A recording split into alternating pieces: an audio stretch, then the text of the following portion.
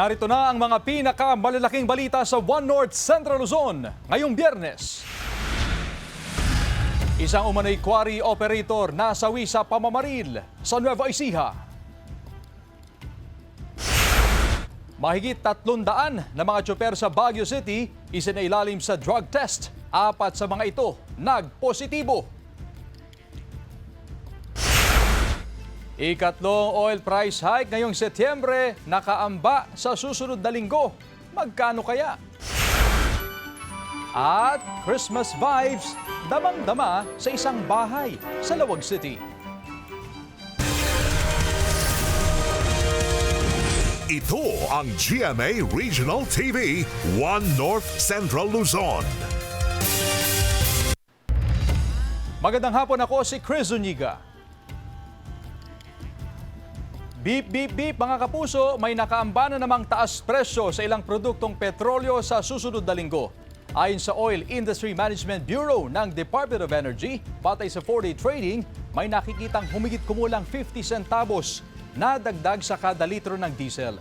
20 centavos naman sa gasolina, habang sa kerosene, walang inaasahang taas presyo sa susunod na linggo.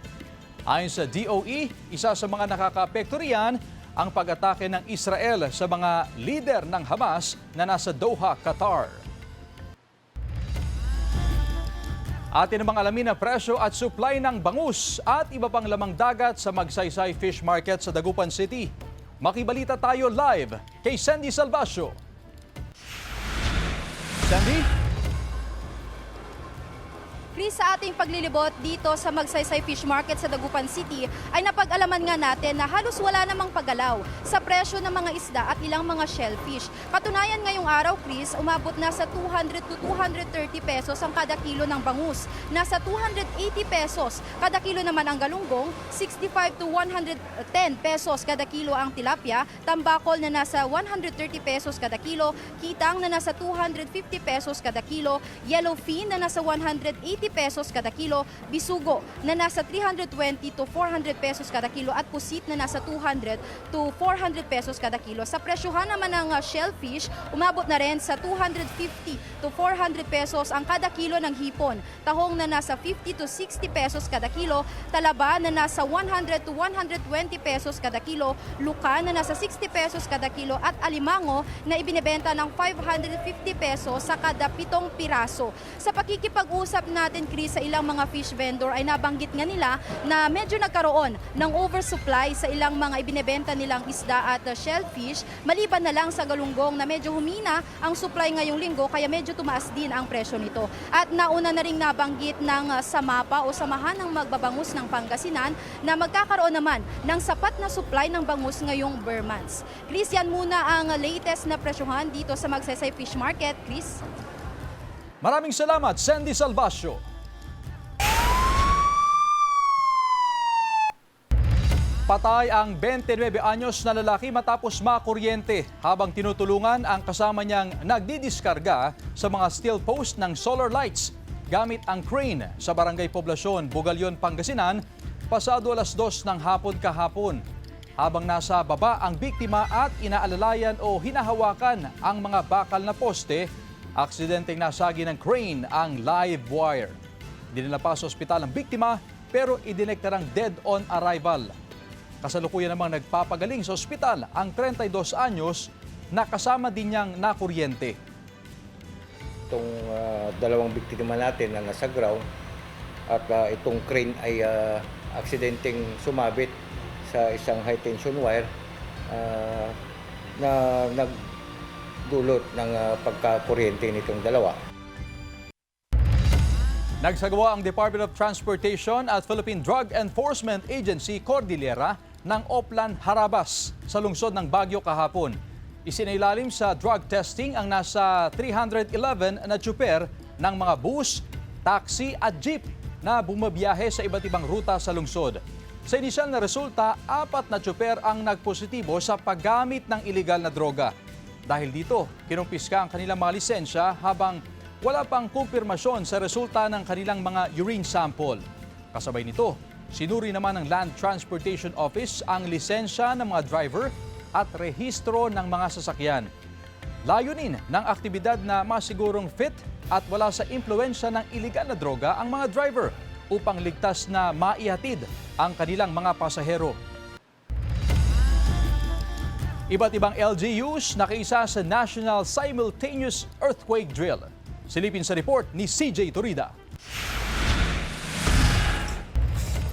Nagsagawa ng earthquake and fire drill at orientation ng MDRRMO sa tanggapan ng BIR sa Calasiao, Pangasinan. Katuwang ng MDRRMO ang BFP sa pagsasanay na layong mapalakas pa ang kamalayan ng bawat isa kung paano maging handa at mailigtas ang sarili sa anumang sakuna. Bukod sa drill, nagsasagawa rin ng standard first aid and basic life support training ang MDRRMO sa iba't ibang pribadong kumpanya sa bayan. Kailangan nilang magkaroon ng plano, mag-establish ng alarm system at ito ay mai-communicate sa bawat empleyado sa kanilang ahensya. Ayon pa sa MDRRMO, kailangan din bumuo ang bawat ahensya o establishmento ng first responders sa kanilang tanggapan. Meron po agad tutugon sa anumang pangangailangang emergencies sa inyong area. Nakiisa rin ang mga kawani ng lokal na pamahalaan ng mga Aldan, Pangasinan sa ikatlong quarter ng nationwide simultaneous earthquake drill kahapon. Pinanguna ng MDRRMO ang pagsasanay na layong ihanda ang mga empleyado sa anumang sakuna tulad ng lindol. Tinuruan din ang mga emergency responders sa sistematikong pagsagip sa sinumang malagay sa alanganang sitwasyon kapag tumama ang lindol. Pinagunahan naman ng Office of Civil Defense Region 1 ang earthquake drill sa Barangay Binlag, Binmalay, Pangasinan kahapon. Sabay-sabay na nag-duck, cover and hold ang mga residente at ang mga kawani ng gobyerno na nakiisa sa pagsasanay. May itinalagang evacuation area at may mga nakantabi ring rescue vehicle na handang umalalay sa mga mangangailangan ng medical na atensyon. CJ Torida, One North, Central Luzon. Ikalawang linggo pa lang ng Burr months, damang-dama na ang Kapaskuhan sa isang bahay sa Lawag City sa Ilocos Norte. Tad-tad ng Christmas decorations ang harapan ng bahay. May malaking Christmas tree sa gate at sa harap ng pinto. May mga nakasabit na parol sa poste ng ilaw. May mga LED lights pero hindi pa sinisindihan dahil madalas ang pag-ulan. Ayon sa may-ari ng bahay, 2 taon na itong nakadisplay. Para sa kanya, araw-araw ang Pasko. Magdaragdag pa raw ng ilaw para mas lalo pang magningning sa gabi. Pawang mga recycled ang ginamit na palamuti.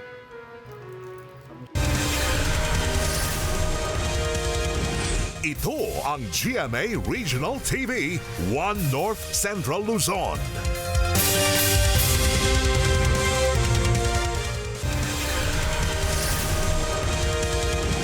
Ito ang GMA Regional TV, One North Central Luzon.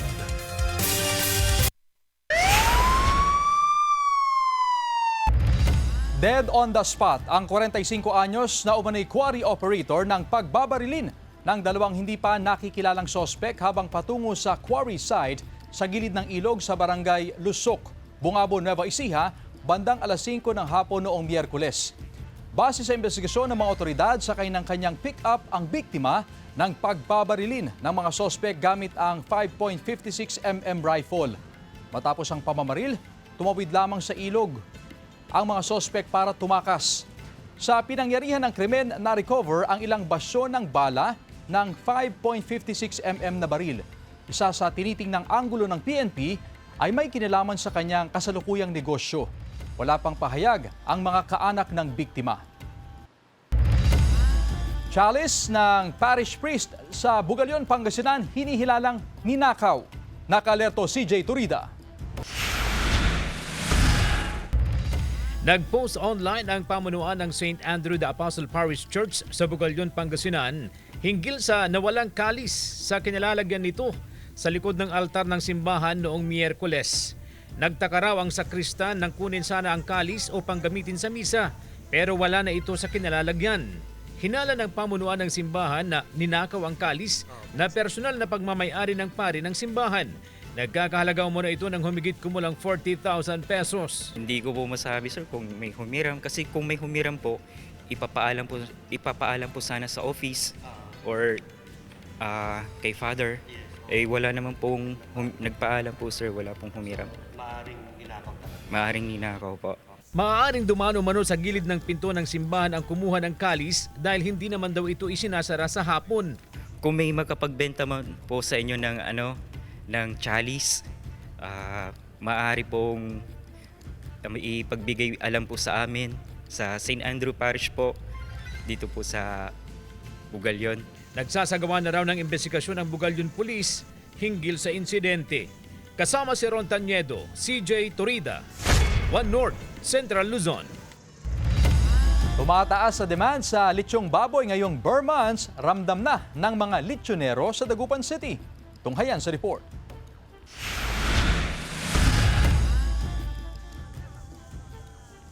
Mula sa barangay Bacayao Sur, dumayo si June sa barangay Lasip Chico upang bumili ng litsyong baboy. 1/4 kilo ang kanyang binili na ulam nila kaninang tanghali. Apo, paminsan-minsan lang naman po pag nagre-request yung mga bata. Dinarayo ang litsyong baboy sa barangay Lasip Chico na tinaguriang Lechon Capital ng Dagupan City. Tinatayang nasa 70 hanggang 100 na residente ang naglilitsyon sa barangay bilang pangunahin nilang kabuhayan. Ramdam na raw ang tumataas na demand sa litsyon ngayong ikalawang linggo pa lang ng Burr months. Pero ngayon pa lang, maaga ng inabisyo ng Lasip Chico Lechoneros Association ang posibleng pagtaas sa presyo ng lechon sa Oktubre. Mula sa kasalukuyang 10,000 hanggang 19,000 pesos na presyo ng lechon, posibleng pumalo ito sa 11 to 20,000 pesos. Maghanda po sa susunod na buwan kasi tataas po talaga yung baboy. Huwag na po kayong mabibigla kasi talaga po, alam nyo na taon-taon na tumataas yan. Wala naman daw silang nakikitang problema sa supply ng baboy hanggang Disyembre. Karamihan sa supply nagmumula sa Zambales at Western Pangasinan. 2 hanggang 7 baboy ang nililitsyon ni na Ashir kada araw. Tataas pa raw ang demand habang papalapit ang holiday season. Ang kaibahan po ng lechon po namin sa ibang lugar, yung sa amin sir may kasamang pagmamahal sa lechon. CJ Torida, One North, Central Luzon. 15 karagdagang CCTV camera sa Barangay Malabago, Mangaldan, Pangasinan ikinabit na upang mapaigting ang seguridad. Narito ang report.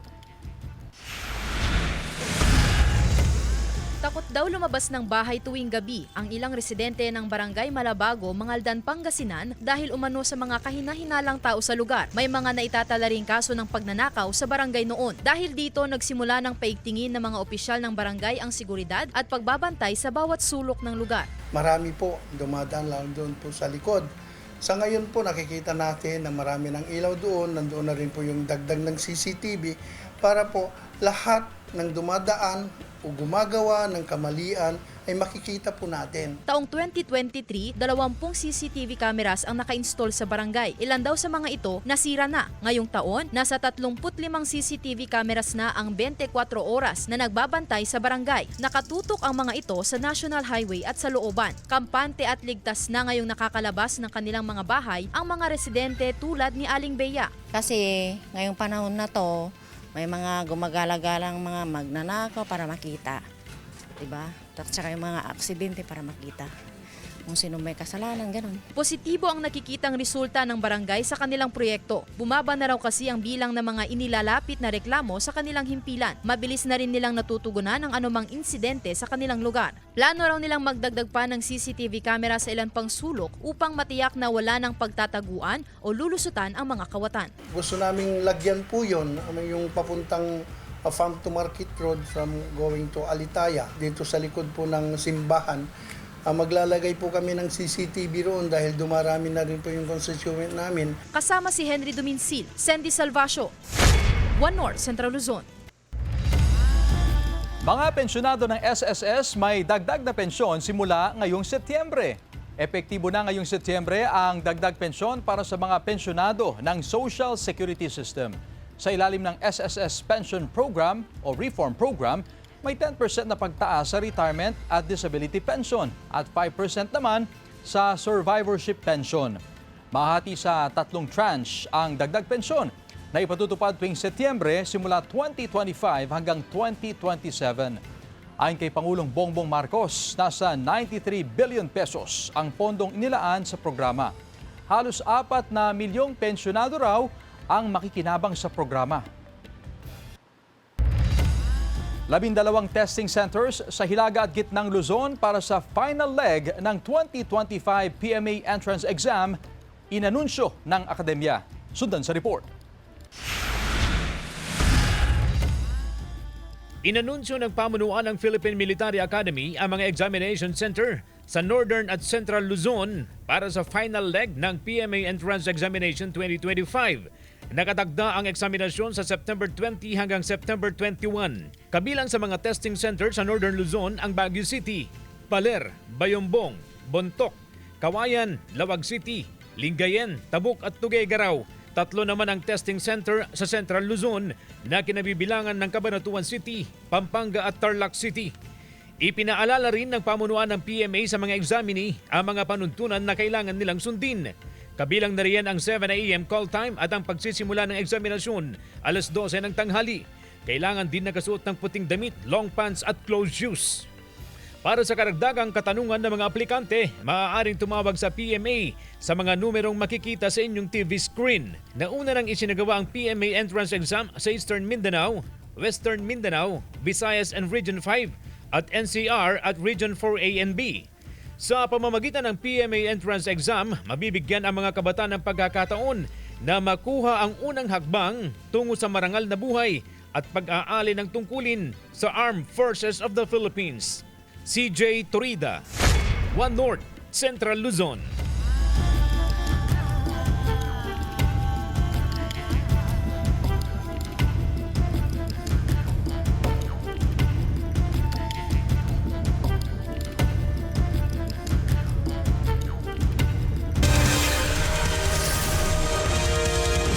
Ito ang GMA Regional TV, One North Central Luzon.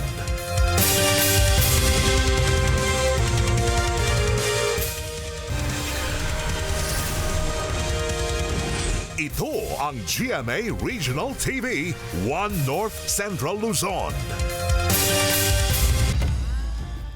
Ninagdaanan ni Pangulong Bongbong Marcos ang kautosang bubuo ng Independent Commission for Infrastructure na mag-iimbestiga sa mga maanumalyang proyekto sa Pilipinas. Sa bisa ng Executive Order 94, tatauhin ito ng isang chairperson at 2 miyembro na dapat daw ay may napatunayan ng kakayahan, integridad at independence. Hindi lang flood control projects ang kanyang iimbestigahan kundi pati na rin ang iba pang infrastructure projects sa nakaraang 10 taon. Kabilang sa kakayahan ng komisyon ang magsagawa ng mga pagdinig, magpasabpina ng mga tao at dokumento, pati hingin ang resulta ng investigasyon ng Senado at Kamara. Pwede rin silang magrekomenda na magpatupad ng whole departure order, pag-freeze at pagsamsam sa assets ng mga hinihinalang sangkot sa mga maanumalyang proyekto, pati na ang pagrekomendang patawan ng preventive suspension ang mga idinadawit na opisyal ng gobyerno. Matapos ang investigasyon, inaatasan silang magrekomenda ng mga sasampa o isasampang reklamo laban sa mga matutukoy na sangkot sa korupsyon.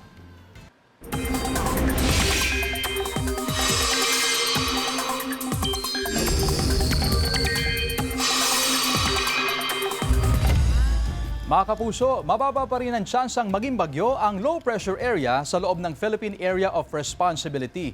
Pero patuloy itong binabantayan ng Pag-asa. Huling namataan yan sa layong 405 kilometers silangan ng Surigao City. Bagamat malayo sa kalupaan, magpapaulan ang trough o buntot ng LPA sa Eastern Visayas at ilang bahagi ng Mindanao. Patuloy naman ang pag-iral ng easterlies. Inaasang magdadala yan ng maulap na panahon na may kalat-kalat na ulan sa malaking bahagi ng bansa. Base naman sa datos ng Metro Weather, maulan lalo na sa kanlurang bahagi ng Northern Luzon. Kaya maging alerto po sa banta ng flash flood at landslide. Posible rin ang pag-ulan sa iba pang bahagi ng bansa. Fertilizer subsidy para sa mga magsasaka sa Region 1 noong April hanggang June, hindi pa rin natatanggap ng mga benepisyaryo. Narito ang report. Nagpapahinga na matapos magbilad ng naaning palay si Mang Dominador at ilan pang kasamang magsasaka ng aming madatnan sa Barangay Gilig, Mangaldan, Pangasinan kaninang umaga. Sa aming kwentuhan, isa sa kanilang idinadaing ang ipinangakong fertilizer subsidy ng pamahalaan. Ay kung dumating yung abono mo, dagdag sa amin yung mga farmers yun. Kasi makakatipid na kami sa abono. Ngayon wala kaming natanggap eh. Hindi namin alam kung bakit wala kaming natanggap na abono. Laking tipid daw lalo't pumapalo sa halos 1,700 pesos ang kada sako ng ginagamit nilang pataba. Ayon sa Samahang Industriya ng Agrikultura o SINAG, mahigit 341,000 na sako ng pataba ang dapat na i-deliver na sa Region 1 noong Abril hanggang Hunyo. Subalit Setyembre na, nasa 13,000 na sako pa lang ang kabuang bilang ng naibabahaging pataba. Sumulat nga yung mga farmers sa atin at ibibigay natin sa Manila para at least malaman bakit up to now hindi na ibahagi yung pataba sa kanila. Palaisipan din sa SINAG kung ano ang dahilan ng atrasadong pagbabahagi nito. Sinusubukan ng GMA Regional TV na kuhanan ng pahayag ang Department of Agriculture Regional Field Office 1 pero wala pa silang tugon. Ngayong anihan season, pinangangambahan din ng mga magsasaka ang mababang presyohan ng kanilang mga ani. Ang ilang traders nakiusap na raw sa kanilang bibilhin ang kanilang aning palay sa halagang 12 pesos kada kilo. Sana pag anihan na, tataas din yung presyo ng palay para makabawi din. Kasama si Henry Duminsil, Sandy Salvacio, One North Central Luzon. Samantala, mga out-of-school youth sumasabak sa sports training upang malayo sa bisyo. Silipin sa report ni Jubal Fernandez. Courtesy, integrity, perseverance, self-control at indomitable spirit. Yan ang tinatawag na arts core value o ang 5 tenets ng isang taekwondo player.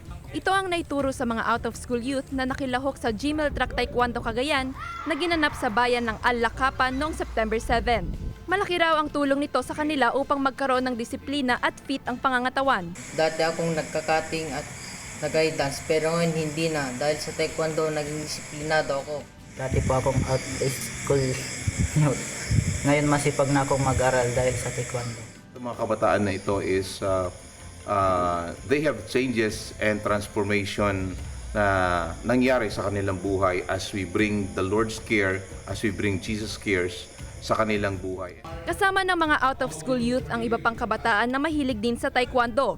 Maliban sa pagiging fit at disiplinado, itinuro ang taekwondo sa mga kabataan upang matuto sa mga kasanayan sa self-defense. So, sa pamamagitan ng pagsasanay, natutunan nila hindi lamang ang technical na aspeto ng taekwondo, kundi pati ang pagbuo ng karakter at responsableng asal na siyang mahalaga sa kanilang personal at social na pag-unlad. Umaasa ang mga otoridad na magkaroon ng positibong epekto ang pagsasanay para sa pagpapalakas ng kanilang loob at integridad laban sa bullying. Joel Fernandez, One North Central Luzon.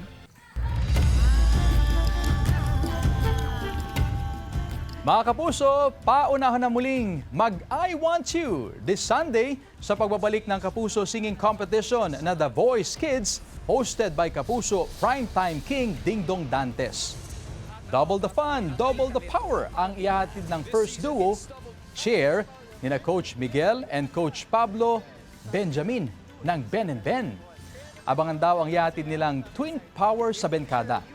Ready na rin ang hitmaker, singer-songwriter and producer na si Coach Zach Tabudlo ng Project C.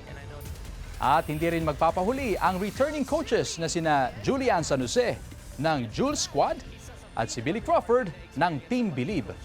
Abangan ang exciting na agawan nila sa talented young Pinoy singers. This Sunday na ang simula ng blind auditions sa The Voice Kids, 7 p.m. dito lang sa GMA Network. Pinakamalaking mandala crochet sa buong mundo, target masungkit ng 55 anyos na babae sa Baguio City. Tunghayan sa report. Susubukan ng isang 55 anyos na ginang sa Baguio City na mapasama sa Guinness World Records ang kanyang obra sa pamamagitan ng pinakamalaking mandala crochet sa buong mundo. Hindi pwedeng humarap sa kamera para sa panayam si Ginang Adelaida Gia na nasa likod ng obra para hindi raw magkaroon ng teknikalidad sa judging na inilatag ng pamunuan ng Guinness World Records. Kaya ang asawa niyang si Ginoong Philip ang humarap bilang tagapagsalita. Ayon kay Ginoong Philip, pandemya nang mag-umpisa si Ginang Adelaida na magganchilyo. Noong una ay maliit lamang ang kanyang mga gawa hanggang sa lumaki ng lumaki. Dapat kasi hanggang 120 inches. Pero may doubt parang baka may mas malaki pa. Nagdagdag pa uli na nagdagdag si wife na palakihin pa ng palakihin. Sige, hanggang saan makarating. Susubukan nila ngayon na masungkit ang corona bilang pinakamalaking mandala crochet na may sukat na 28 square meters o halos 6 meters na diameter. May timbang na 32 kilos ang mga ginamit na sinulid at ginawa ito sa loob ng 67 days. Ang mga sukat na ito ay batayan ng Guinness World Records at sakaling maging opisyal, magdudulot ito ng malaking karangalan hindi lang sa pamilya Gia, kundi sa buong sektor ng sining sa lungsod at ng buong bansa. CJ Torida, One North, Central Luzon.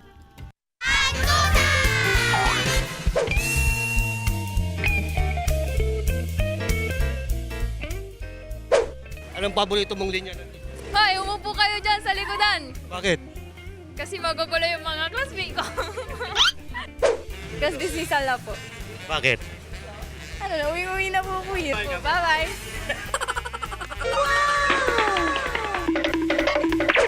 Mag-aral ka mabuti, sabi niya. Oo, nag-aral ka naman na mabuti. O, yun lang. Bukas na ang exam! Bukas na ang exam! Oh. Bukas na ang quiz! Boys at the back. Maingay po sila eh. Walang matutulog. Bakit? Kasi maraming natutulog sa klase. Ganon?